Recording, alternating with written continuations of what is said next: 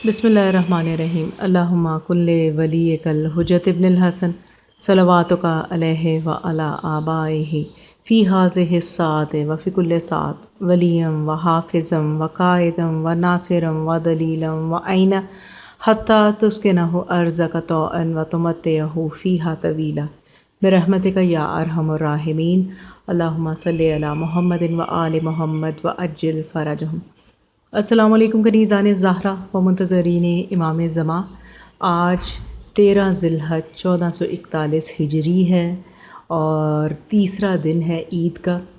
آپ تمام مومنات خواہران سے اور مومنین بھائیوں سے وعدہ کیا تھا کہ 8 ذی الحج روانگی امام حسین کے بارے میں آپ سب کے ساتھ معلومات شیئر کروں گی، کیونکہ بہت اہم تاریخی واقعہ ہے اور اس کے بارے میں معلومات آپ کو فراہم کروں گی انشاءاللہ آج کی ویڈیو میں۔ قافلہ حسین علیہ السلام کی مکہ سے کربلا روانگی۔ 8 ذی الحج جب امام حسین علیہ السلام کا قافلہ مکہ سے کربلا روانہ ہوا تو مکے میں حاجیوں نے آ کر قدم بوسی کی۔ خاص امتیوں نے امام حسین علیہ السلام سے کہا، آپ ہر سال حج کو تشریف لاتے تھے، آپ علیہ السلام کے ساتھ قربانیوں کے جانور بھی ہوتے تھے، کیا اس مرتبہ منا پر قربانی نہیں کریں گے؟ امام حسین علیہ السلام اس وقت مسند پر تشریف فرما تھے۔ آپ علیہ السلام نے شہزادہ حضرت علی اکبر علیہ السلام اور شہزادہ قاسم علیہ السلام کو آواز دی۔ دونوں شہزادے آپ علیہ السلام کے پہلو میں آ کر کھڑے ہو گئے۔ پھر آپ علیہ السلام نے دونوں شہزادوں کے بازو تھام کر اہل مکہ سے خطاب میں فرمایا، یہ ہیں اس سال کی میری قربانیاں۔ اس سال میں منا مکہ پر نہیں بلکہ کربلا میں اپنی قربانیاں بارگاہ الہی میں پیش کروں گا۔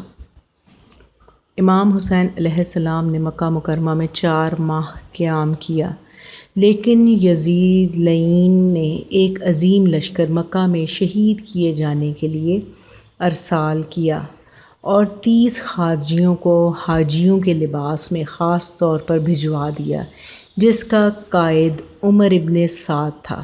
اس کے علاوہ ایک سازش یہ بھی کی گئی کہ ایام حج میں 300 شامیوں کو بھیج دیا گیا کہ یہ گروہ حجاج میں شامل ہو جائیں اور جہاں جس حال میں بھی امام حسین علیہ السلام کو پائیں قتل کر ڈالیں۔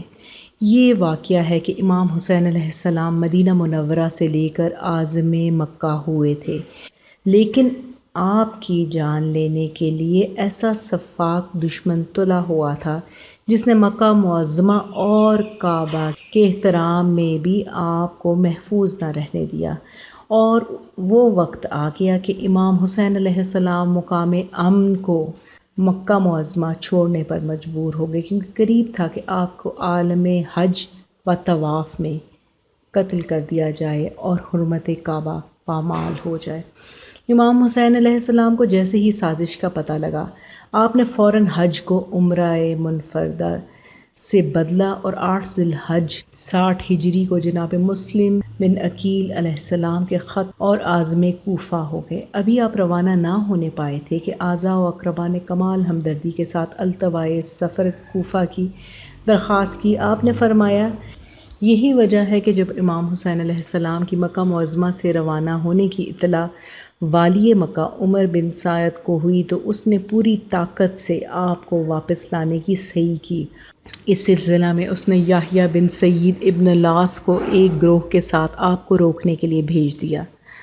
ان لوگوں نے آپ کو روکا اور کہا کہ آپ یہاں سے کہاں نکلے جا رہے ہیں، فوراً واپس آ جائیے۔ آپ علیہ السلام نے فرمایا، ایسا ہرگز نہیں ہوگا۔ یہ روکنا معمولی نہ تھا، مقصد یہ تھا کہ والی مکہ یہ نہیں چاہتا تھا کہ امام حسین علیہ السلام اس کی حدود و اقتدار سے نکل جائیں اور یزید کی منشا کو پورا نہ کر سکے، کیونکہ اس کے پیش نظر والی مدینہ کی برطرفی یا تعطل تھا۔ وہ دیکھ چکا تھا کہ حسین علیہ السلام کے مدینہ سے سالم نکل آنے پر والی مدینہ برطرف کر دیا گیا تھا۔ الغرض امام حسین علیہ السلام اپنے جملہ عزیز و اقربا اور انصار اور جانصاران کو ہمراہ لے کر، جن کی تعداد بقول امام 82 تھی، مکہ سے روانہ ہو گئے۔ آپ جس وقت منزل صفا پر پہنچے تو فرزق شاعر سے ملاقات ہوئی، وہ کوفہ سے آ رہا تھا۔ استفسار پر اس نے بتایا کہ لوگوں کے دل آپ کے ساتھ ہوں لیکن ان کی تلواریں آپ کے خلاف ہیں۔ آپ علیہ السلام نے اپنی روانگی کی وجوہ بیان فرمائی اور وہاں سے آگے بڑھ گئے۔ پھر منزل حاجز کے ایک چشمہ پر اترے، وہاں عبداللہ ابن متی سے ملاقات ہوئی، انہوں نے بھی کوفیوں کی بے پرواہی کا ذکر کیا۔ اس کے بعد آپ منزل بطن الرما پہنچے اور وہاں سے منزل ذات العرق میں ڈیرا ڈالا۔ وہاں شخص بشیر بن غالب سے ملاقات ہوئی، اس نے بھی کوفیوں کی غداری کا تذکرہ کیا۔ پھر وہاں سے آگے بڑھے، ایک مقام پر خیمہ نصب کیا، دیکھا، پوچھا اس جگہ کون ٹھہرا ہے، معلوم ہوا کہ زہیر ابن کین۔ آپ نے انہیں بلوا بھیجا، جب وہ آئے تو آپ نے اپنی حمایت کا ذکر کیا تو انہوں نے قبول کر کے اپنی بیوی کو بروایت اپنے بھائی کے گھر روانہ کر دیا اور خود امام حسین علیہ السلام کے ساتھ ہو گئے۔ پھر وہاں سے روانہ ہو کر منزل زبالہ میں پہنچے، وہاں آپ کو حضرت مسلم بن عقیل علیہ السلام، ہانی بن عروہ اور محمد بن کثیر اور عبداللہ بن یکتر جیسے دلیروں کی شہادت کی خبر ملی۔ آپ علیہ السلام نے انا للہ و انا الیہ راجعون پڑھا اور داخل خیمہ ہو کر حضرت مسلم بن عقیل علیہ السلام کی بچیوں کو کمال محبت کے ساتھ پیار کیا اور بے انتہا روئے۔ اس کے بعد ارشاد فرمایا کہ میرا قتل یقینی ہے، میں تم لوگوں کی گردنوں سے توقے بیعت اتارے لیتا ہوں، تمہارا جدھر جی چاہے چلے جاؤ۔ دنیا دار تو واپس ہو گئے لیکن سب دیندار ہم رکاب ہی رہے۔ پھر وہاں سے روانہ ہو کر منزل قمر بنی مقاتل پر اترے، وہاں عبداللہ ابن حر جعفی سے ملاقات ہوئی، واعظ کاشفی آپ کے ہم رکاب نہ ہوا۔ پھر منزل سالبیہ پر پہنچے، وہاں خواب میں رسول اللہ صلی اللہ علیہ وآلہ وسلم کو دیکھا، وہ بلا رہے ہیں، آپ رو پڑے۔ بی بی زینب سلام اللہ علیہا نے سبب گریہ پوچھا، آپ نے خواب کا حوالہ دیا اور خاندان کی تباہی کا تاثر ظاہر فرمایا۔ جناب علی اکبر علیہ السلام نے عرض کیا، بابا ہم حق پر ہیں؟ اگر ہم حق پر ہیں تو ہمیں موت سے ڈر نہیں۔ اس کے بعد آپ نے خطبہ دیا اور وہاں سے روانہ ہو کر قبیلہ بنی سکون میں ٹھہرے۔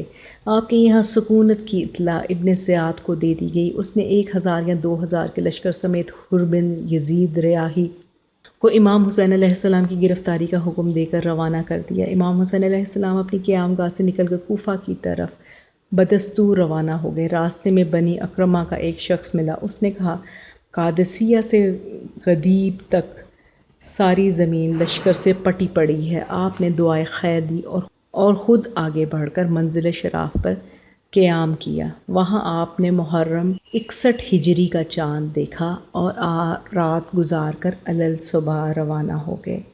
کعبے سے کیا جب کہ سفر قبلہ دین نے، چھوڑا وہ مکاں دوش محمد کے مکینے، در پہ تھے عدو سبط رسول مدنی کے، مہلت نہ ملی حج کی نواسے کو نبی کے، اللہ نے پیدا کیا کعبے میں علی کو اور جائے سکونت نہ ملی سبط نبی کو۔ اس تمام واقعے کو امام حسین علیہ السلام کے 8 ذی الحج کے روانگی کے واقعے کو بہت خوبصورتی سے بیان کیا ہے میر بابر علی انیس نے، بہت مناسب اور بہت بہترین الفاظ میں تمام صورتحال جو اس وقت لاحق تھی اس کو بیان کیا ہے۔ میں نے کوشش کی کہ کچھ تذکرہ کروں اور ویڈیو زیادہ طولانی نہ ہو جائے تاکہ آپ سب کی سماعتوں پہ گرا نہ گزرے۔ امید کرتی ہوں آپ کی معلومات میں بھی اضافہ ہوا ہوگا۔ انشاءاللہ اپنی اگلی آنے والی ویڈیوز میں تذکرہ کریں گے ذی الحج میں رونما ہونے والے کچھ اور واقعات کا۔